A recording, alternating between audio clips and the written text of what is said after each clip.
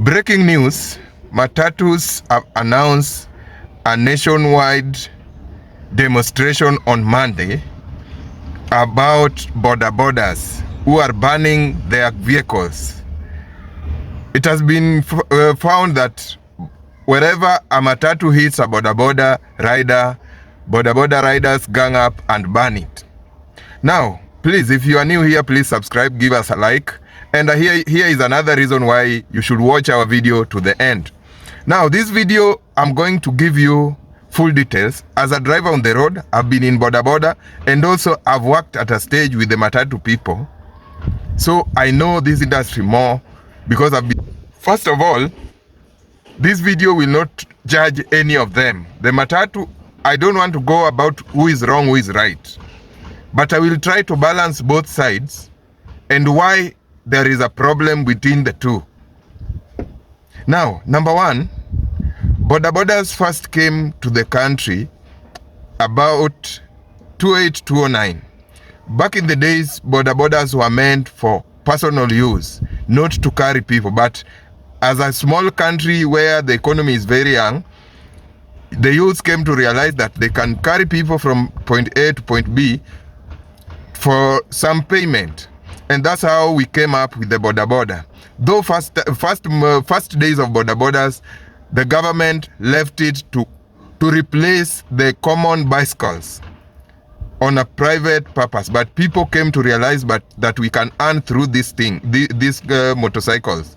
And that's how boda came. But the problem came where the government failed to regulate bodas, which is also common with the Matatus. Matatus have been here all along, and Matatus were well known even in the early 90s for being rogue. Matatus has always been rogue. And also, when I'm talking about this video, I have to tell you that this fight is between two rogue brothers. And that's what I want to call them, two rogue brothers. Matatus are rogue, bodas are rogue. But in this video, we want to look at where did it start? Why is someone better than the other? And why are we fighting all the time? So Matatus were known for being rogue, and the government tried back in the days, I think around Kibaki's era, government tried to curb that Matatu madness by bringing on a sacco, so that every Matatu will have a sacco. And by introducing a sacco, there are some things that you cannot do today with the Matatu. That one curbed a lot of problems with the Matatus. Some of the rogue behaviors were reduced, but some are still remaining. The madness is still there. Now let's go to bodas. Bodas also came lawlessly, just like Matatus back in the days. The government didn't expect it to be a way of earning, and it was meant just for delivery and even private purpose. But all of a sudden, it became a way of getting life. So the government failed to regulate bodas, and also bodas are too small. They go through the corners, and every corridor boda can find its way. That makes it difficult to regulate. So the government has tried several times to bring the boda circles, but also bodas, they don't have one route like Matatus. They don't drop at a stage like Matatus. Matatus always reach the stage, while bodas will always go to every corner and every corridor. That makes it difficult to play in one route. Because Matatu, you can trace it to a stage, but boda, you cannot trace it to the corridors. There is no stage. The last stage of a boda rider is someone's gate. They always drop at the gate. Now, problem comes where Kenyans, the Matatus, or even the drivers versus the riders, the drivers believe, and most Kenyans believe, that since the Matatus are big, the bodas should even fear them because they are so huge. But according to the law, whether you drive a Matatu or you are riding a motorcycle, the law is very clear that both of you are drivers, and if in case of anything, you will be responsible as a driver, no matter what you are driving. Mostly if it is a PSV, My friend, the whole thing is the law is clear. You are risking people's lives. So both of them will be charged according to the law. There is no bigger driver and smaller driver. The license is the same. Let's go to ownership. According to the ownership of both, every owner will be issued with a logbook. That means both owners are the same. According to the law, they are both owners. Now, the problem comes again from Kenyans, where they believe you have to respect your elders. You have to respect who has spent more money. A typical boda will go at around 160,000 to 200,000 today, while PSV Matatu, some of them goes up to 6 million, 7 million, 8 million, depending on what you are making, you are putting on in your car. Now, the Matatus are believed to be driven by drivers, not owners. Owners only invest and give it to the drivers. And even if you are the owner, driving there will be very tough for you because the circle around there, the Kamageras, the Makangas will not allow you to drive your car. That makes it difficult for the Matatus to feel pain of causing accidents or damages to these cars. For the drivers, they don't feel that pain because they are not owners. Now, let's go to bodas. Bodas are the owners. Most bodas today, you have seen even the electric ones the other day were given, you are paying about 200 per day, you deposit 10,000. That means owning a boda is the easiest thing to own today. So, boda drivers, majority are owners, and even if it's a loan, they have gone for that loan. So they are like owners, pre-owners. So that makes it a bit difficult on both parties. Bodas are owners, Matatus are drivers. So the other guy is feeling pain than the other because I'm the owner. Now, also a problem comes where bodas can maneuver in small spaces in traffic. Most bodas can maneuver in tight spaces, while Matatus or even other road users cannot. That makes it difficult for other road users to take it from bodas on their speed. They feel like they are running at a high speed because it is not easy for bodas to go at a low speed because of the balancing. Balancing a boda, you have a motorbike, you have to go at a certain speed, at least 20 or even 30. And the higher your speed, the higher the bike becomes so light. So this doesn't get easy with other road users. Also, bodas, to regulate them has never been that easy. So, here comes another problem. Matatus are also rogue, but bodas are becoming more rogue. Now, let's talk about the banning of vehicles and where the problem starts. Now, the Matatus are made, the body of the Matatu is made of a very, very hard iron sheet. Very hard and filler. Both iron sheet and fillers. Filler in a common way, ikikauka inakaa kama simiti, almost inakaa simiti. So, Matatus are very, very arrogant because they have a very tough body than any other road users. Even the small cars cannot reach the level of a Matatu. If a Matatu hits you, it's your car that will have a damage. That makes it very difficult for other road users to compete. Now, with the motorbikes believe that they are also drivers on the road, while the Matatus believe that we are driving bigger things. Now, when an accident comes, Matatus are always waiting at the stage with the regulatory from SACCOs. You have to wait. They always carry people, one Matatu at a time. And also one Matatu will carry 33 people, while one boda will carry one person. That means out of one Matatu, you can give job to, you will see, out of one Matatu, you will see 33 people, bodas on the road.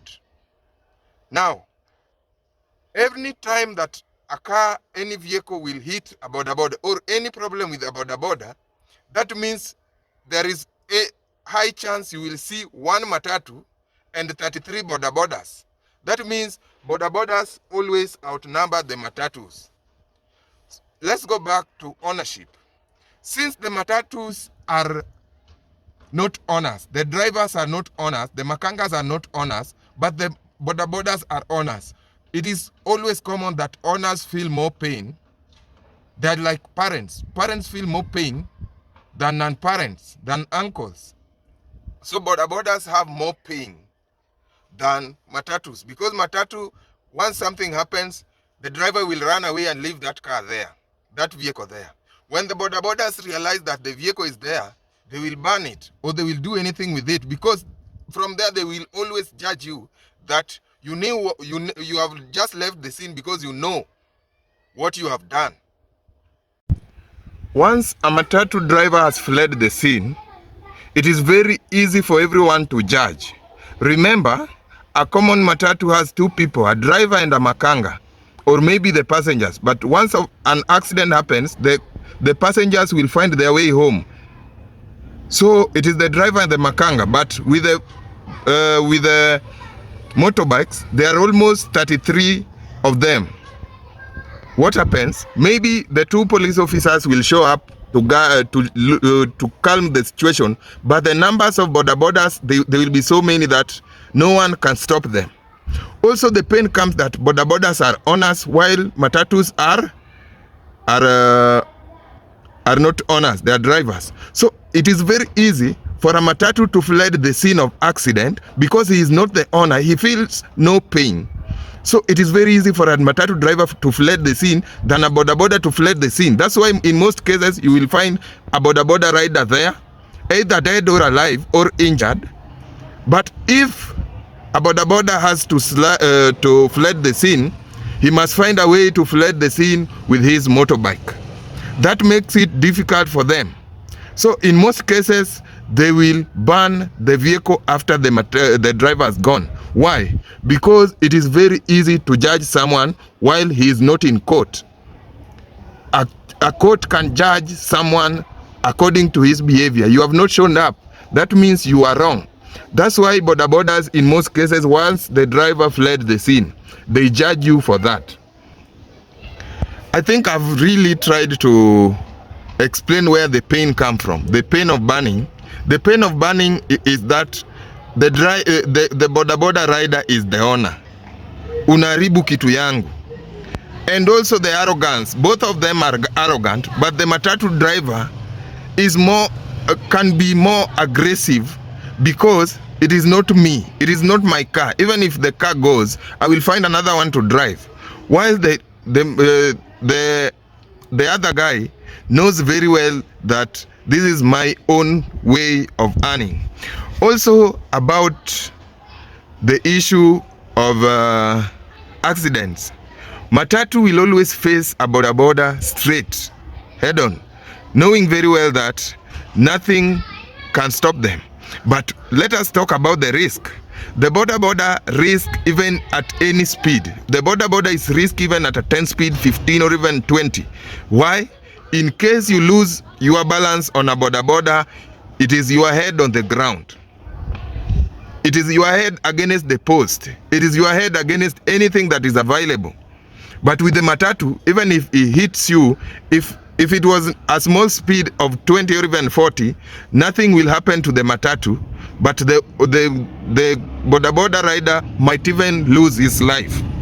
This makes it a way of showing boda bodas to stay away. But the road is the same, the law is the same, and boda bodas feel like we are allowed according to the law, while the matatus feel like, no, you are too small and I can hit you and nothing will happen to me. So even if I hit you, I am safe. The car is not mine. I will not lose a life. The injuries are nowhere, but you might even lose your life. So you should stay away. But the arrogance comes from both parties. The boda bodas are so arrogant that they feel that the law protects them until they lose their lives. Also, matatus and drivers, they know very well that any case against a dead person is the easiest case because he will not live to tell the story. You understand? Any case against a dead person is the easiest case because he will not live to tell the story. So instead of causing injuries, you better hit that guy to his grave. This is a very common thing on Kenyan roads that drivers are doing. So, if you know very well that you are hitting a boda, in most cases, they hit to kill them. Now, I know that you will ask me for a solution, but the solution only lies with the government on how they are going to regulate the law where every person on the road will get justice. Bodas to get justice and matatus to reduce their rogue behavior, and also both parties should get justice equally. From the insurance, the government should treat both parties equally. And that's where the problem comes. With our mentality, we believe that matatus are bigger than even the owners are bigger than the motorcycle owners. So that means even if a boda goes to court, our justice system does not care about the smaller one. They care about the bigger one because he will give a bigger bribe. You understand? So in all cases, here, a boda rider will lose according to our justice system. So with that, bodas take the law on their hands to ban the matatus. And the reason why matatus are now feeling the pain is that most matatus are using third-party insurance. A third-party insurance will only cater for the other vehicle that you have damaged, not your car. So that means once a matatu is banned, there is nowhere to complain. You have lost your car. And the bodas also take it. They feel it's a way of justice after losing one of their own. So the case lies with the government, not the bodas, not the matatus. Reduce the rogue matatus, find the system that works for both parties. Whoever is wrong must face the law. Find a way of insurance paying both parties. Everyone must be paid. Bodas, no insurance companies can pay a boda riders. They will come with these stories, so nyinyi ndo mnakuanga wabaya nini. Hello guys, please subscribe to our channel, give us a like, leave us a comment, and thank you.